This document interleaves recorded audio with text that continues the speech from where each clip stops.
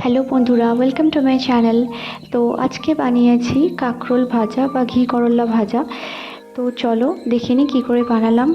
প্রথমে কড়াইটা একটু গরম হলে অল্প পরিমাণ তেল দিয়ে দিচ্ছি। এখানে 3 থেকে 4 চামচ মতন ছোটো চামচ তেল দিয়েছি। তেলটা একটু গরম হলে ওর মধ্যে অল্প কালো জিরে দিলাম, প্রায় হাফ টিস্পুন মতন।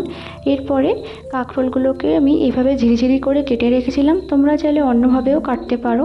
এভাবে আমি আলু ভাজার মতনই ঝিরিঝিরি করে কেটেছি। এর সাথে আলুও কিন্তু দিতে পারো। এখানে আমি শুধু কাঁকরোলটাই ভেজেছি। এরপরে সব কাঁকরোলগুলো দেওয়া হয়ে গেলে এবারে ভালো করে কিন্তু এটাকে নাড়াচাড়া করে নেব, একটু ভালো করে মিশিয়ে নেব।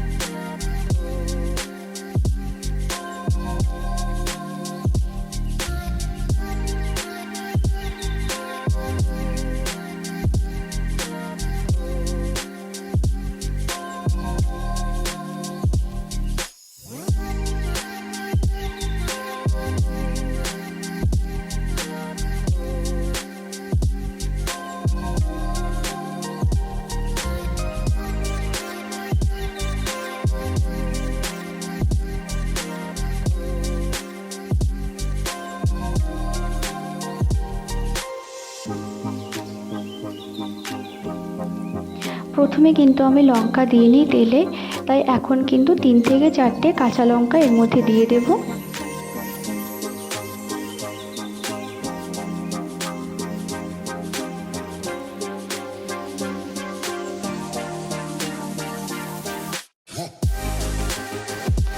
এরপরে আমি এর মধ্যে দিয়ে দিচ্ছি স্বাদ মতো নুন আর একটু সামান্য হলুদ।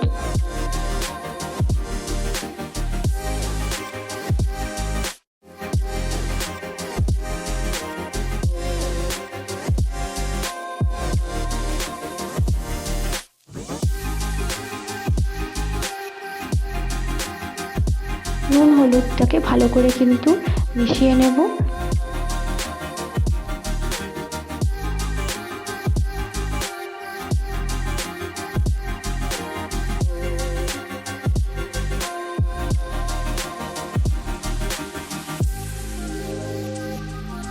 এক দু মিনিট মতন কিন্তু এইভাবেই একটু ভালো করে নাড়াচাড়া করে নেব। আর গ্যাসটা কিন্তু আমি মিডিয়াম টু লো ফ্লেমে রেখেছি। আর দেখো এইভাবে নাড়াচাড়া করছি। এইবারে একটু লিড দিয়ে ঢেকে নেব আর 3 থেকে 4 মিনিট মতন একটু অল্প আঁচে রান্না করব। তারপরে আবার একটু নাড়িয়ে নিচ্ছি।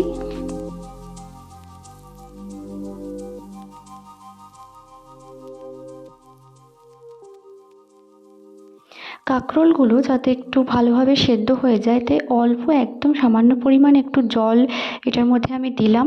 তোমরা চাইলে জলটা নাও দিতে পারো বা দিতেও পারো, এটা স্কিপ করলেও কিছু হবে না। তাই এরপরে দেখো আবার একটু ভালো করে নাড়াচাড়া করে নেব।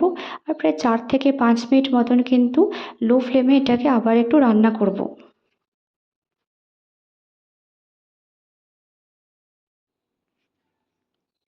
এবার একটু আবার ঢেকে নিচ্ছি। আমাদের কাঁকরোল ভাজা কিন্তু দেখো অলমোস্ট রেডি হয়ে গিয়েছে। এই ছোট্ট একদম ইজি রেসিপিটা ভালো লাগলে অবশ্যই ভিডিওটিকে লাইক করে কমেন্ট করো।